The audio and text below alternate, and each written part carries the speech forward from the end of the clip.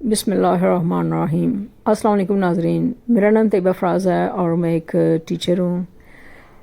ہر بندہ یہ کوشش کرتا ہے کہ اس کے مالی حالات اچھے ہوں، اس کے لیے وہ ایفرٹ کرتا ہے۔ میری بھی ایک چھوٹی سی ایفرٹ ہے، اگر آپ اس میں پارٹیسپیٹ کریں گے، مجھے لائک اور سبسکرائب کریں گے تو میں بھی میرے بھی حالات کچھ بہتر ہو جائیں۔ بہت شکریہ، بہت تھینک یو۔ اگر آپ اس چینل کو اپنا سمجھتے ہیں تو اس کو لائک اور سبسکرائب کیجیے گا، شکریہ۔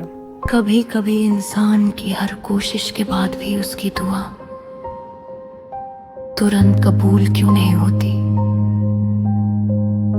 ایک چھوٹا سا قصبہ تھا، وہاں ایک عورت رہتی تھی۔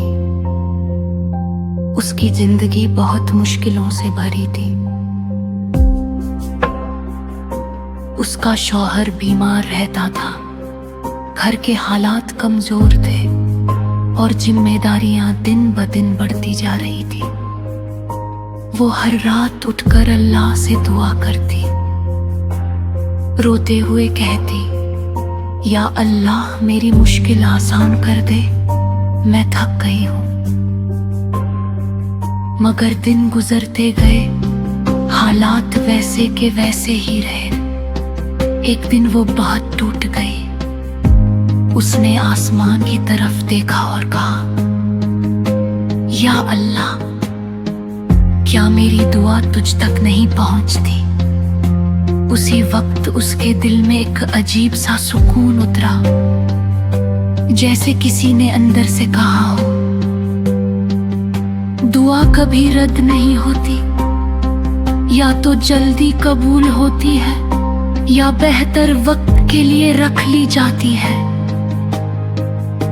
اس دن کے بعد اس نے شکایت چھوڑ دی اور ایک نئی دعا کو پکڑ لیا، حسبی اللہ لا الہ الا ہو علیہ توکلت۔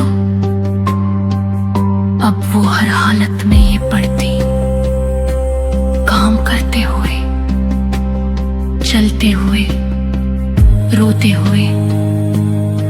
دھیرے دھیرے اس کے دل کا بوجھ ہلکا ہونے لگا، اسے اندر سے سکون ملنے لگا۔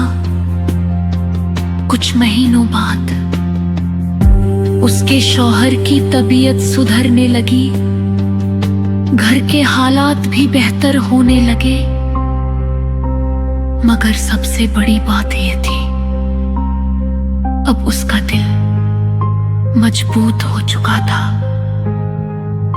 اسے سمجھ آ گیا تھا، دعا صرف حالات بدلنے کے لیے نہیں ہوتی، کبھی کبھی دعا انسان کو اندر سے مضبوط بنانے کے لیے بھی ہوتی ہے۔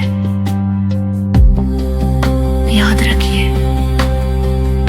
جب انسان سب کچھ چھوڑ کر اللہ پر بھروسہ کرتا ہے تو اللہ اس کے لیے ایسے راستے بنا دیتا ہے جو انسان سوچ بھی نہیں سکتا۔